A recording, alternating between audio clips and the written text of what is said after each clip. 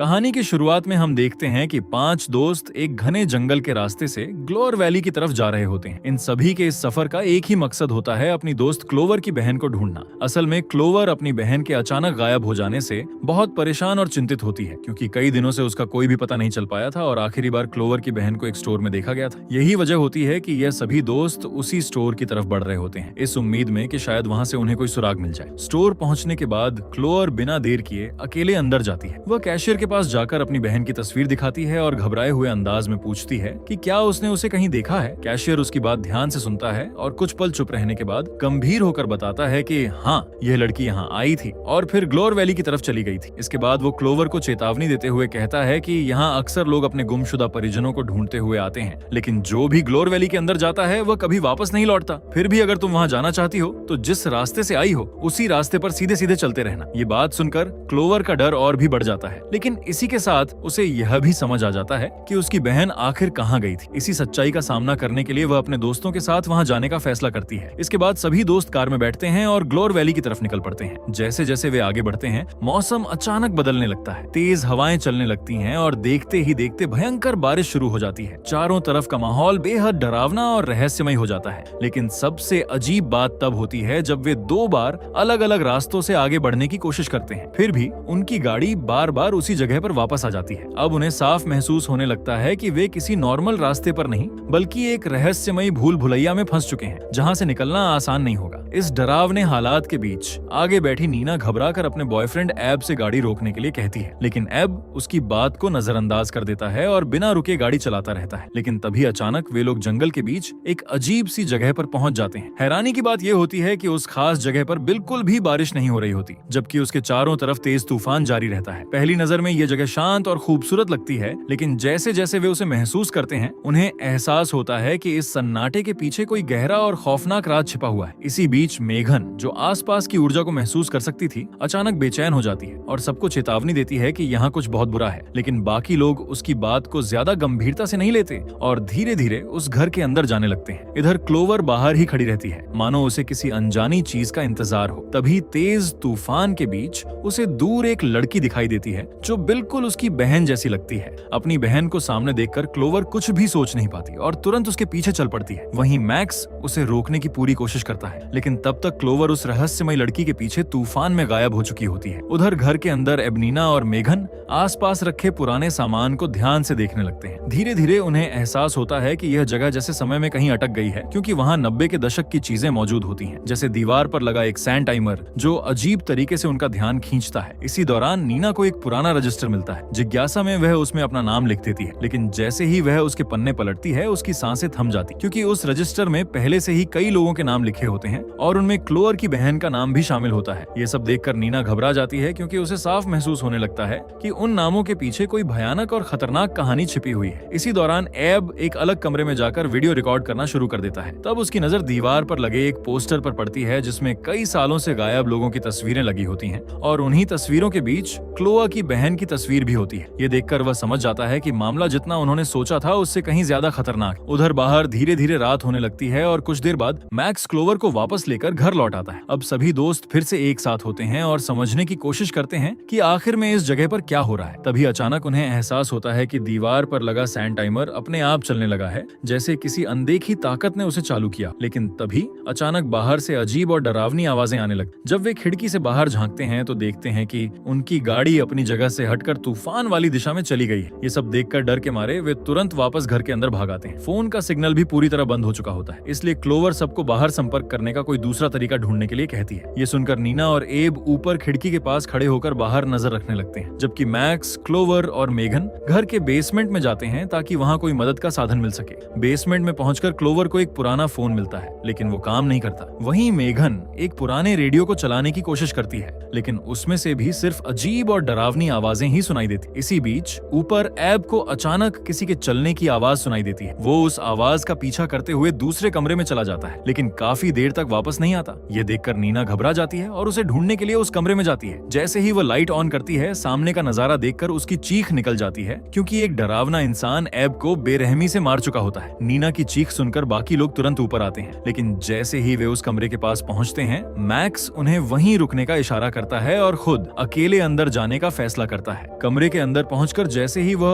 उस खतरनाक इंसान को देखता है, उसे तुरंत समझ आ जाता है कि यह कोई आम इंसान नहीं है। हालात की गंभीरता को देखते हुए वह बाहर खड़ी दोनों लड़कियों को छिपने के लिए कहता है। अब छिपते हुए वे सब डर के मारे चुपचाप बैठे रहते हैं। तभी वह डरावना आदमी धीरे धीरे उनके पीछे से गुजरता है। मैक्स को यह सही मौका लगता है कि वो उस पर हमला करे, लेकिन हैरानी की बात यह होती है कि उस पर इसका कोई असर नहीं पड़ता। तब मैक्स कुर्सी के टूटे हुए टुकड़े उठाकर उसे घोंपने की कोशिश करता है। तभी वह खतरनाक आदमी तेजी से पलटता है, लकड़ी का टुकड़ा उसके हाथ से छीन लेता है और उसी से मैक्स की आंख में घोंप देता है। मैक्स दर्द से चीखता हुआ जमीन पर गिर जाता है और कुछ ही पलों में उसकी मौत हो जाती। मेघन ये सब अपनी आंखों से देख रही होती है और डर से कांपने लगती है। तभी वह इंसान उसकी तरफ बढ़ता है और उसे भी बेरहमी से मार देता है। अपनी दोस्त की मौत देखकर क्लोवर गुस्से में आ जाती है और उस पर चाकू से हमला करती है, लेकिन उस पर भी कोई असर नहीं। अब अपनी जान बचाने के लिए क्लोवर तुरंत वहां से भागती है और घर से निकलकर जंगल की तरफ दौड़ पड़ती है। जंगल के बीच उसे फिर से एक लड़की दिखाई देती है जो बिल्कुल उसकी बहन जैसी दिखती है। क्लोवर उम्मीद में उसके पास जाने लगती है, लेकिन तभी पीछे से वही खतरनाक इंसान अचानक उस पर हमला कर देता है। क्लोवर को संभलने का मौका भी नहीं मिलता और वह वहीं गिरकर मर जाती है। अब जैसे ही सैंड टाइमर का काउंटडाउन पूरा होता है, अचानक सब कुछ बदल जाता है। एक पल में ही समय पीछे लौट जाता है और सभी लोग फिर से उसी शुरुआत वाले पल में पहुंच जाते हैं जहां से ये खौफनाक घटनाएं शुरू हुई थी। हालांकि इस बार एक बड़ा फर्क होता है, उनके शरीर पर वही घाव और निशान अब भी मौजूद होते, और सबसे डरावनी बात यह होती है कि उन्हें सब कुछ याद रहता है कि उनके साथ क्या क्या हुआ था। अब वे समझ चुके होते हैं कि वे एक ऐसे खतरनाक टाइम लूप में फंस गए हैं जहां से निकलना आसान नहीं होगा। इसी बीच जब वे फिर से घर के अंदर नजर डालते हैं तो उन्हें एक और चौंकाने वाली चीज दिखाई देती। जहां पहले गायब लोगों का पोस्टर लगा था, अब उसमें इन 5 दोस्तों की तस्वीरें भी जुड़ चुकी होती हैं, जैसे वे भी अब उन गुमशुदा लोगों का हिस्सा बन चुके हों। ये देखकर सबके अंदर डर और भी गहरा हो जाता है। तभी मेघन की मानसिक शक्तियां अचानक फिर से जागने लगती हैं और वह बेचैनी के साथ महसूस करती है कि इस जगह की बुरी ताकत अब पहले से भी ज्यादा मजबूत हो चुकी है। लेकिन तभी अचानक कोई अदृश्य शक्ति मेघन को अपने काबू में कर लेती है और उसे मार देती है। मरने से पहले मेघन सबको चेतावनी देती है कि इस बार जो आने वाला है वह पहले वाले साइको से भी ज्यादा खतरनाक होगा। मेघन की यह बात सुनकर सबके अंदर डर और भी गहरा हो जाता है और वे कुछ समझने की कोशिश ही कर रहे होते हैं कि तभी अचानक दरवाजे पर जोर जोर से दस्तक होने लगती है। जब सब लोग दरवाजा खोलकर देखते हैं तो बाहर कोई नहीं होता, लेकिन दरवाजा अपने आप खुलने और बंद होने लगता है। ये देखकर एब दरवाजे को पकड़कर रोकता है और मैक्स किसी चीज से उसे अटका देता है। तभी बाहर से क्लोवर की बहन की आवाज सुनाई देती है जो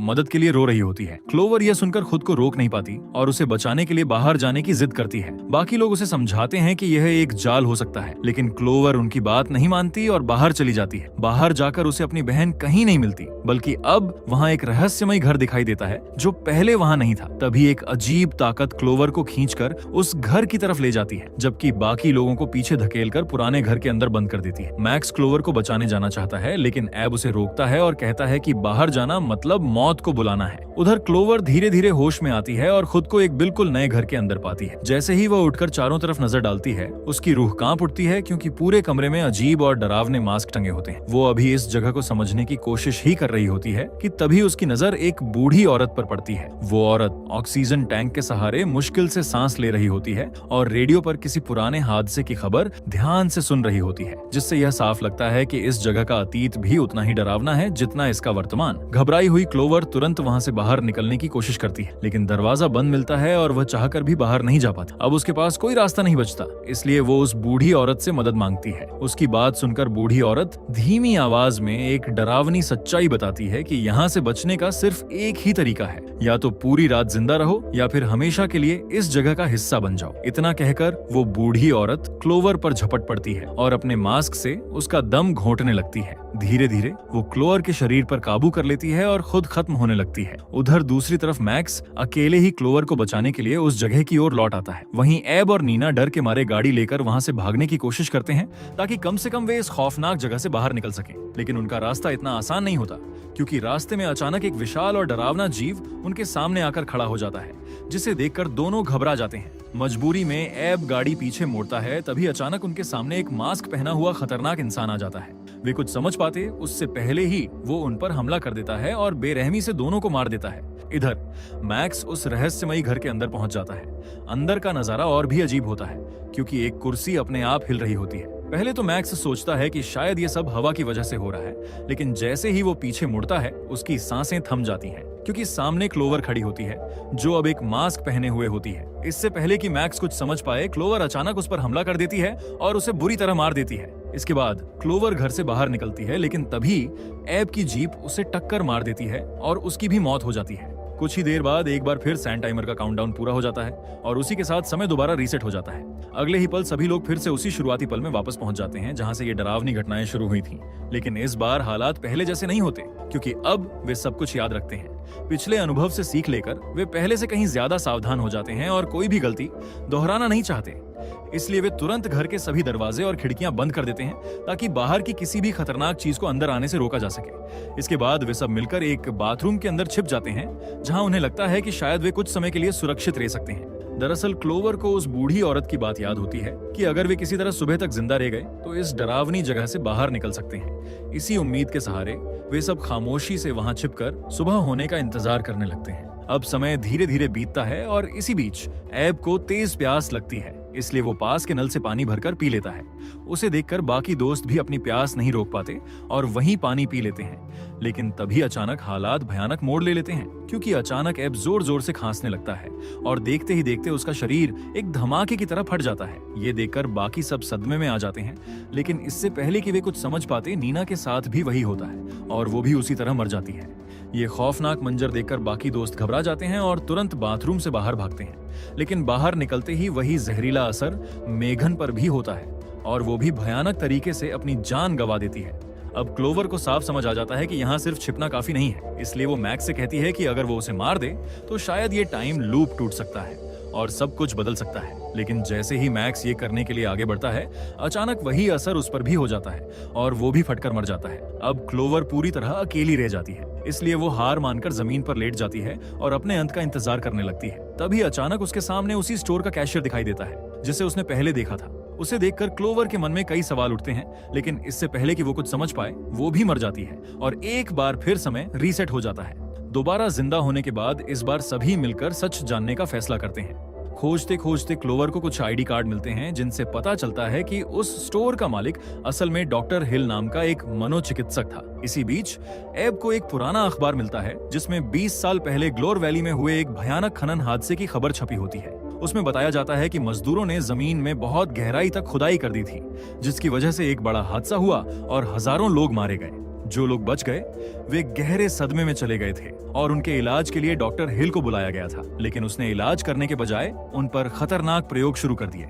उसका मानना था कि अगर किसी इंसान को डर, भूख और अकेलेपन में रखा जाए तो वो धीरे धीरे अपना मानसिक संतुलन खो देता है और आखिर में एक खतरनाक राक्षस बन जाता है, जिसे वेंडिगो कहा जाता है। डॉक्टर हिल ने इसी सोच और इस जगह के श्राप को मिलाकर एक ऐसा टाइम लूप बना दिया था जिसमें जो भी फंसता वो बार बार मरता रहता, जब तक कि वो हार मानकर खुद एक वेंडिगो न बन जाए।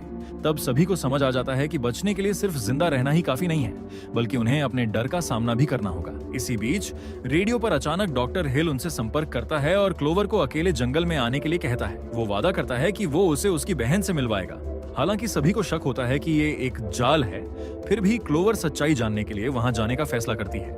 ये देखकर मैक्स और मेघन चुपके से उसके पीछे जाने लगते हैं, जबकि एब और नीना घर में ही रुक जाते हैं। लेकिन तभी अचानक वही खतरनाक साइको उनके सामने आ जाता है, लेकिन इस बार वे डरने के बजाय शांत रहते हैं और अपनी किस्मत को स्वीकार कर लेते हैं। इधर जंगल में मैक्स और मेघन क्लोवर का पीछा करते हुए एक वेंडिगो के सामने आ जाते हैं। वे दोनों जान बचाने के लिए भागते हैं, लेकिन भागते भागते मेघन का पैर फिसल जाता है और वो जमीन पर गिर पड़ती है।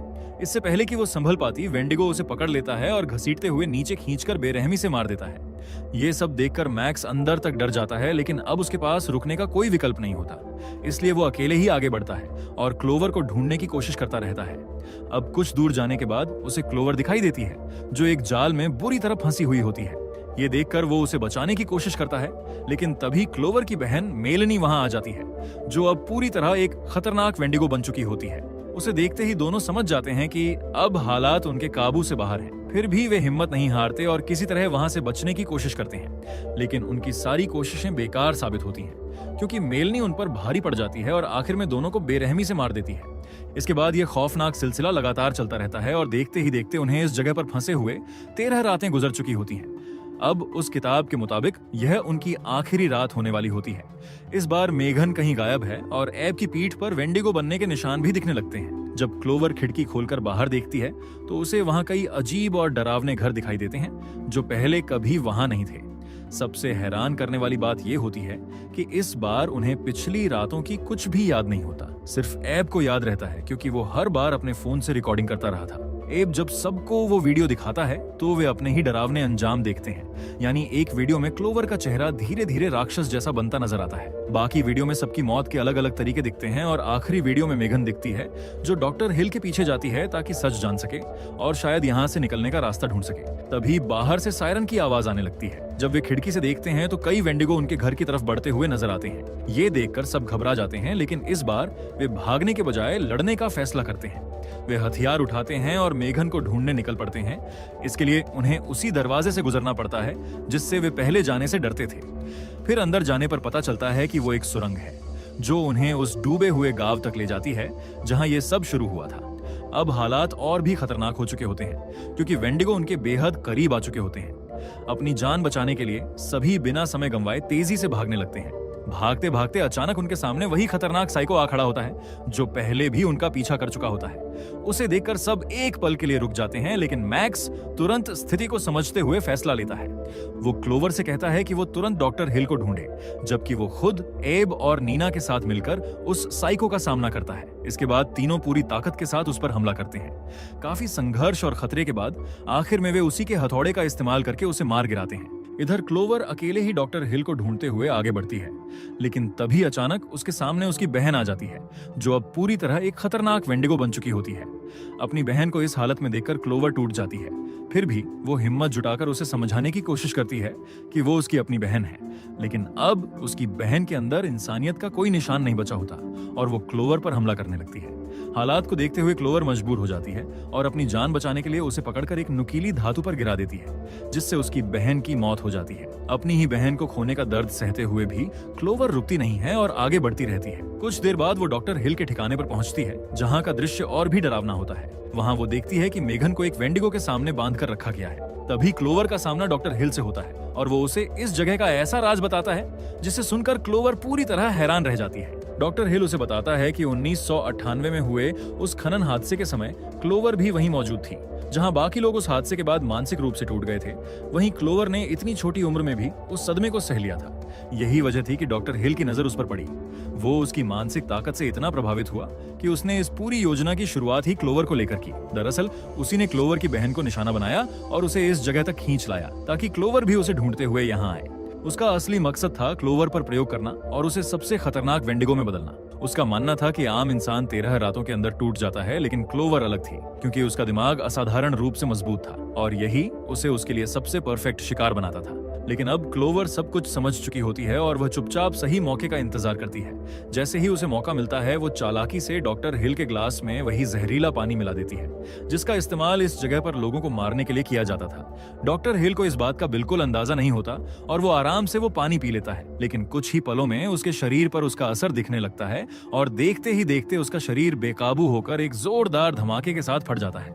डॉक्टर हिल के खत्म होते ही क्लोवर तुरंत उसकी चाबियां उठा लेती है और सही समय पर मेघन को उस वेंडिगो से बचा लेती है जो उसे मारने वाला होता है। अब सुबह होने में बहुत कम समय बचा होता है, इसलिए सभी दोस्त मिलकर वहां से बाहर निकलने की कोशिश करते हैं। वे वेंडिगो से बचते हुए तेजी से भागते हैं और आखिर में जमीन के ऊपर पहुंच जाते हैं। जैसे ही वे बाहर निकलते हैं सैंड टाइमर का काउंटडाउन पूरा हो जाता है, लेकिन इस बार कुछ अलग होता है। इस बार कोई भी नहीं मरता, वे सभी जिंदा रहते हैं। यानी कि आखिर में वो खतरनाक डेथ लूप टूट चुका होता है और यहीं पर इस खौफनाक कहानी का अंत होता है।